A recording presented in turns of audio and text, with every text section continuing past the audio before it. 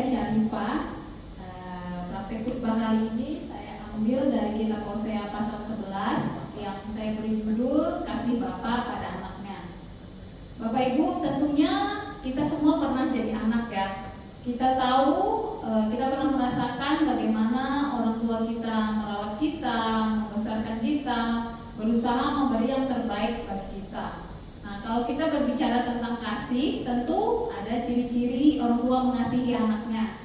Yang pertama, merawat anaknya, kemudian mendidik anak-anaknya, kemudian berkorban agar anak-anaknya mendapat kehidupan yang lebih baik, dan tentu saja orang tua berharap anak-anak tersebut dibesarkan dan menjadi anak yang patuh kepada orang tuanya. Begitu juga Bapak kita di sorga rela memberikan hidupnya pada kita, mengorbankan hidupnya di kayu salib untuk kita, anak-anaknya. Tentunya kita ini semua adalah anak-anak Tuhan ya Bapak Ibu. Di Hosea 11 ayat yang ke-1 ini dikatakan, ketika Israel masih muda, kukasihi dia, dan dari Mesir kupanggil anakku itu. Kita lihat di sini kata anakku itu menunjukkan kasih seorang ayah atau bapak memanggil anaknya. Bapak Ibu, waktu kita kecil ketika orang tua memanggil kita, tentu kita meresponinya.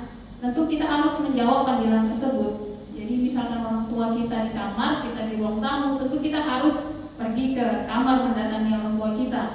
Saya dulu waktu kecil, kalau ya saya lulusan parenting VOC, jadi mama saya itu sangat keras. Kalau misalkan tidak dipanggil terus yang nggak jawab, ya sudah pasti mungkin mulut saya disandalin sama mama saya.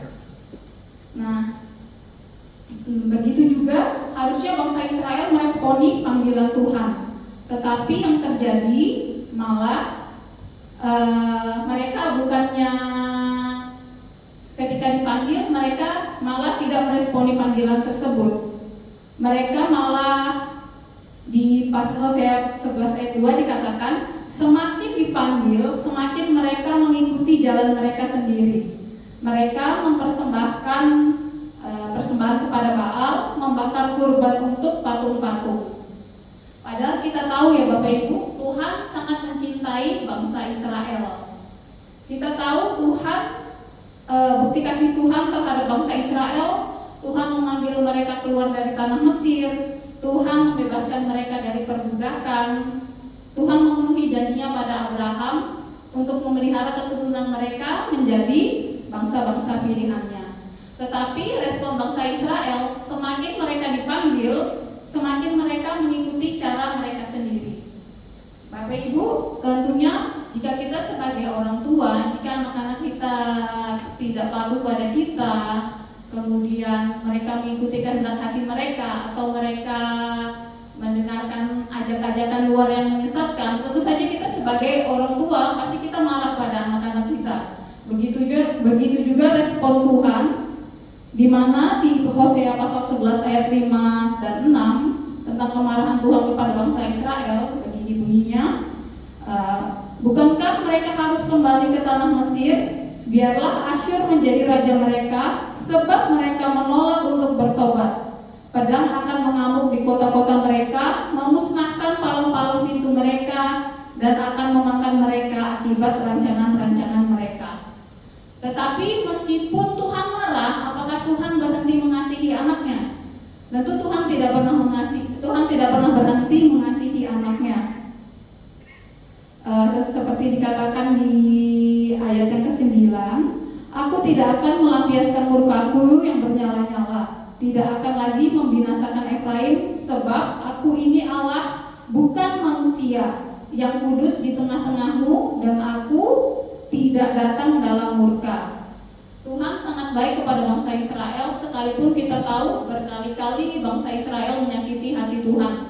Berkali-kali bangsa Israel menyembah Baal, menyembah berhala, namun Tuhan masih memberi kesempatan kepada mereka untuk bertobat. Kalau waktu itu di renungannya Pak Tim kan dikatakan mereka dikasih pilihan, mereka mau dibina atau mau dibinasakan.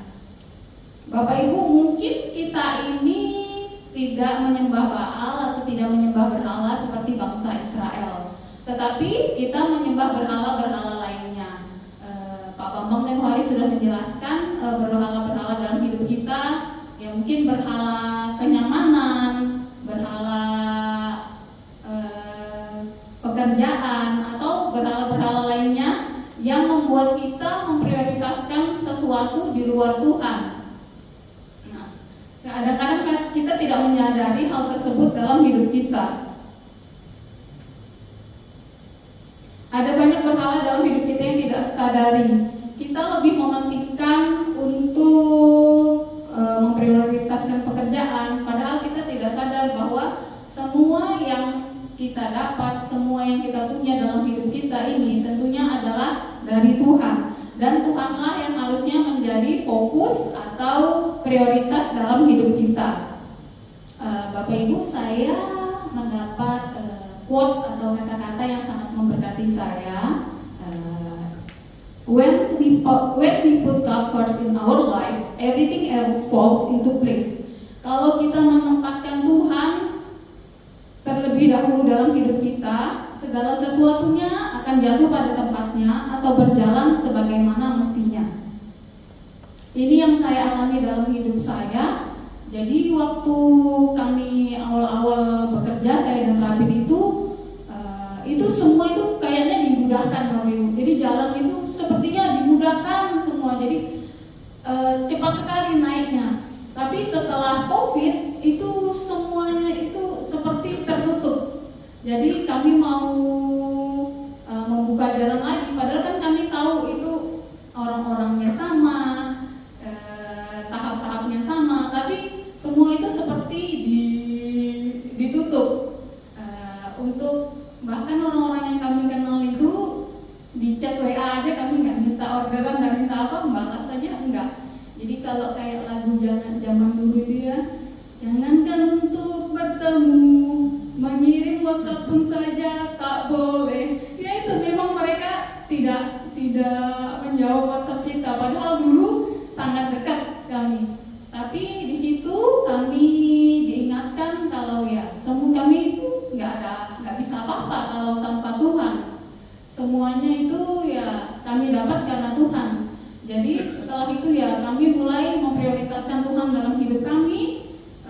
Ya kami tetap berusaha sehingga ya apapun yang terjadi ya sudah, sekalipun itu tidak sesuai dengan keinginan kami, ya seperti lagu itu, it is well with my soul. Jadi semuanya itu mengingatkan kami bahwa Tuhanlah yang harus jadi prioritas dalam hidup kami. Nah, kita sebenarnya ya tidak beda dengan bangsa Israel. Kita masih sering banyak melakukan kesalahan, masih sering mendukacitakan hati Tuhan dengan hal-hal di luar Tuhan yang menjadikan hal tersebut berhala dalam hidup kita, sehingga kita sering mendukacitakan hati Bapa. Kita seharusnya bersyukur karena Tuhan sendiri yang turun ke dunia ini. Tuhan sendiri yang menyelamatkan kita, anak-anaknya yang berdosa ini. Ini adalah kasih Bapa pada kita, anak-anaknya. Tuhan memilih kita sebagai umatnya menebus dosa kita. Tuhan ingin menunjukkan kasih setianya pada kita, seperti dikatakan di Roma 5 ayat 6-8, beginilah firman Tuhan. Karena waktu kita masih lemah, Kristus telah mati untuk kita, orang-orang fasik. Pada waktu yang ditentukan oleh Allah, sebab tidak mudah seseorang mau mati untuk orang yang benar, tetapi mungkin untuk orang yang baik ada orang yang berani mati. Namun Allah menunjukkan kasih setianya kepada kita dalam hal ini. Ketika kita masih berdosa, Kristus telah mati untuk kita. Bapak Ibu, ini merupakan bukti kasih Bapa pada anaknya, kasih yang sesungguhnya. Kiranya renungan ini mengingatkan kita untuk menjadi anak-anak Tuhan yang setia pada Sang Bapa, yang memprioritaskan hidup kita untuk Bapa dan memprioritaskan Tuhan dalam hidup kita. Demikian dengan saya, terima kasih, Tuhan Yesus memberkati.